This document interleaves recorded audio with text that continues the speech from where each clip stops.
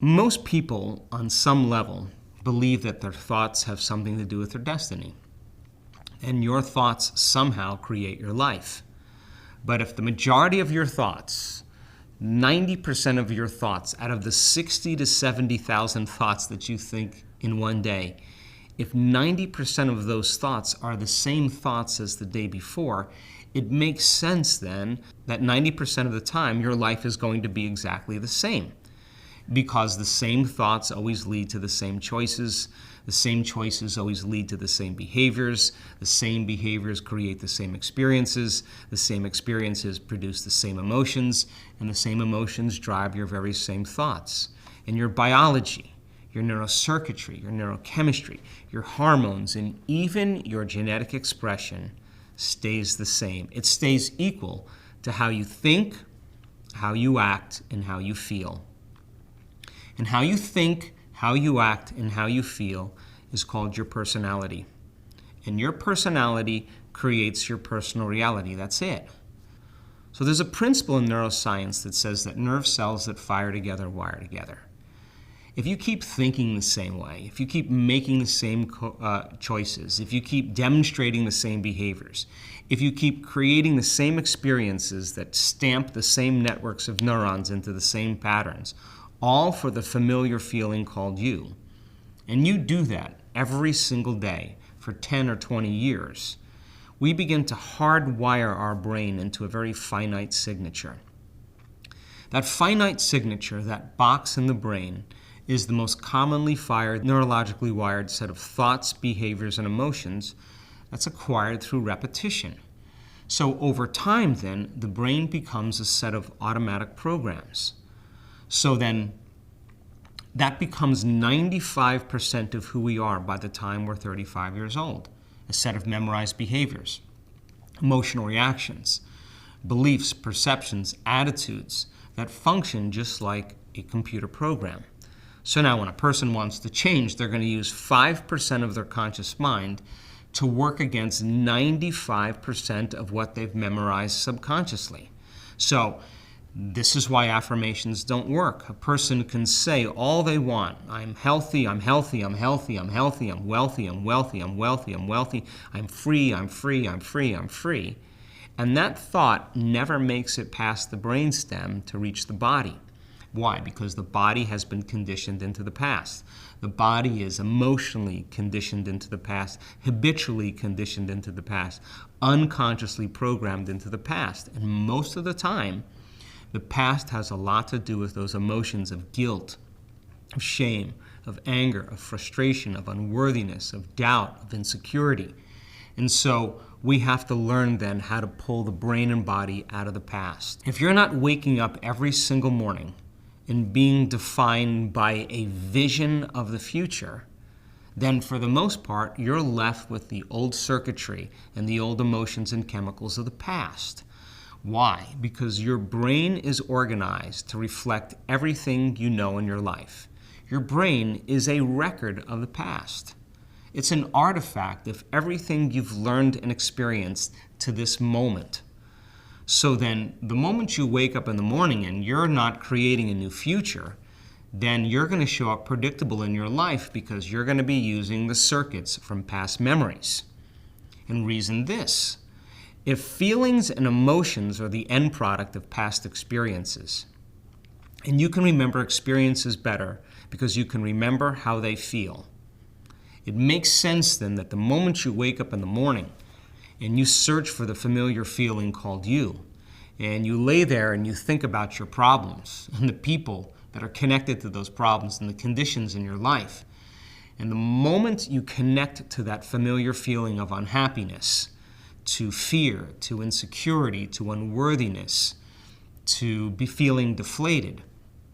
The moment you feel that familiar emotion, your body is in the past. And when you start your day and you can't think greater than how you feel, or feelings have become the means of thinking, and you believe that your thoughts have something to do with your destiny, if you can't think greater than how you feel, then you are thinking in the past. And you will create more of the same in your life.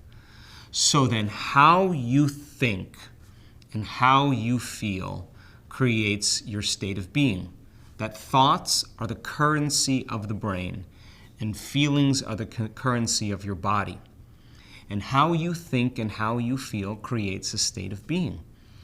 So then if the brain is a record of the past, and feelings and emotions are a record of the past, then most people start their entire day, from a state of being of the past. And when they do that, they show up predictable in their life. And if they keep doing it every day and repeating it every day, they get in the habit. And habit is a redundant set of automatic, unconscious thoughts, behaviors, and emotions that's acquired through frequent repetition. A habit is when you've done something so many times that the body now knows how to do it better than the mind. The body becomes the mind. And most people then have lost their free will to a program, and they're headed for a genetic destiny because their body is dragging them unconsciously to the future. So then most people thinking the same thoughts that turn on the same circuits in their brain that produce the same chemicals for them to feel the same way. The moment they feel unworthy, the moment they feel unhappy, the moment they feel fear, those emotions influence their thoughts. Those thoughts then produce the same chemicals in their body. Those chemicals begin to influence their thoughts. And this cycle of thinking and feeling over time begins to condition the body to become the mind. And the redundancy of that action then causes the body to live in the past. So now to change then is to be greater than the body.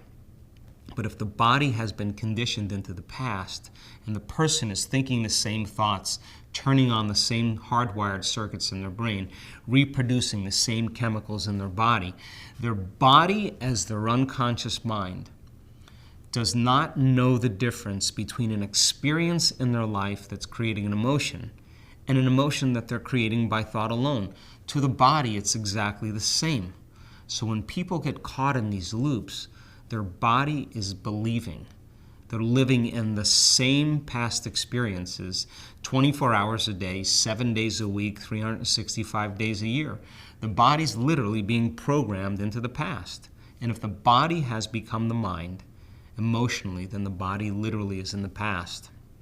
And you can't create a new future holding on to the emotions of the past. So then most people, when they're stuck emotionally and stuck in certain thoughts, if you say to them, why are you this way? Why are you feeling this way? Why are you acting this way? Why do you think this way? The narrative that they tell when you ask that question has to do with some past experience. Oh, my father was this way. My ex was this way. I had this job with this boss and I was treated this way. Yes, that's the narrative. But what it really means is that you haven't been able to change since that experience or those experiences. So if you haven't been able to change since that experience, it means that that experience branded you neurologically and it began to emotionally condition you into the past. So the stronger the emotion that you feel from a past experience, the stronger the emotional quotient, the more altered you feel inside of you. The stronger that emotion is, the more you pay attention in your outer environment to what causes it. And the moment you put your attention on the outer environment because of a change in your internal chemistry, the brain takes a picture, a snapshot. And that snapshot is called a memory. And then we tend to think neurologically within that experience, and we tend to feel chemically within the boundaries of those emotions. And an entire person's state of being is now in the past. Now, the latest research on memory tells us that 50% of what we talk about in the past isn't even the truth, that memory is creative. So then most people are reliving a life and telling a story of a past